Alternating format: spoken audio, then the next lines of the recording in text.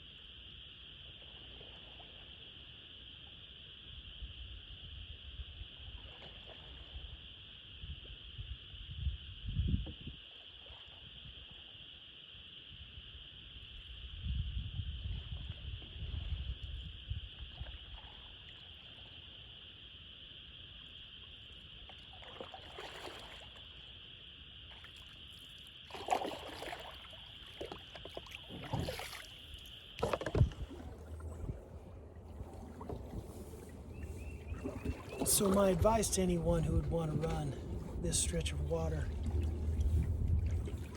this is my third time on it, and twice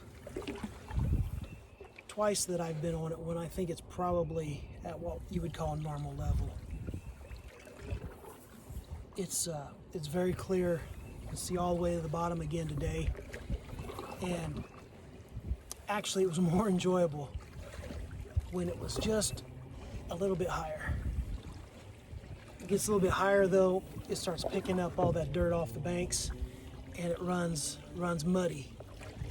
But there's really no obstacles that would really get you in this river. So I'm thinking even another foot higher and you'd be going pretty good speed down the river. And you wouldn't hit, because there's some back there, there's some long stretches of wide and shallow, and you're going to be pushed. I was pushing today. Didn't look like there was any place where there's a main channel that even went past it at a deeper level where you could navigate around it. So I think if the water got any lower than it is right now, you'd be pushing quite a bit on gravel beds. So run it when it's high, not when it's shallow.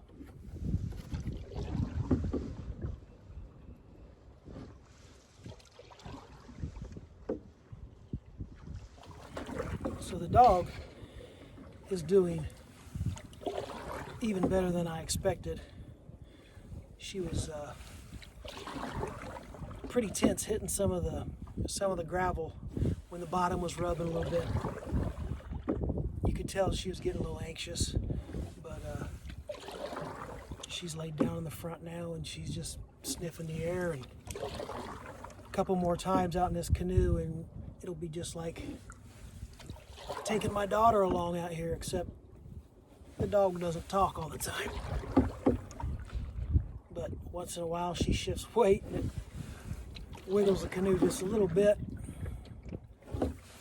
but it's nice to actually have that extra weight down in the front of the canoe. She's about 60, 70 pounds. So it's keeping that front end of the canoe down and out of the wind. Seems like every time I've run the Salamone, the Mississinewa, and the Wabash, every time they all run kind of a westerly pattern, and the wind's coming from the west, so there's always a headwind, and without weight in the front, it catches the front of the boat and wants to steer you around a little bit. So it's nice having weight in the front, and I guess in one way or another it's nice to have a dog to talk to, and maybe even blame if the boat tips. It's always nice to have someone to blame it on.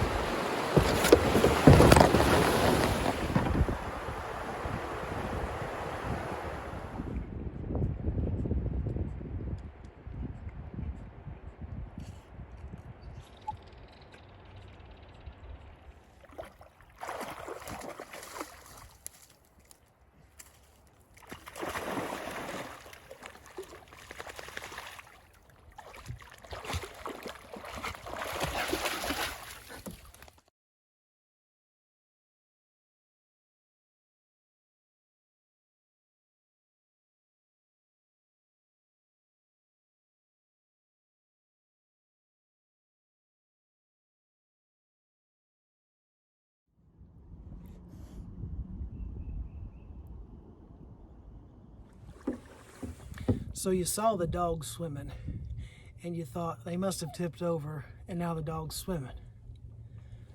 But she was just getting a little bit, she whimpered a little bit, and getting a little anxious, so I just pulled over and let her knock off a little bit of that excitement in the water. She loves the water. And so she swam for about 10 minutes maybe, and then right back in the canoe, and she's actually whimpering a little bit right now, but she's laying back down.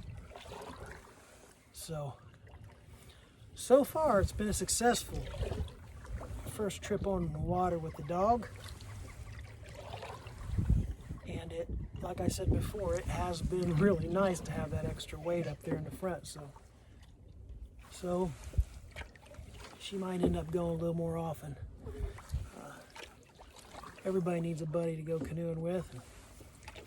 All the guys I work with, they all had other things to do today, and nobody wanted to get out on the water. So here I am again, going down the river by myself.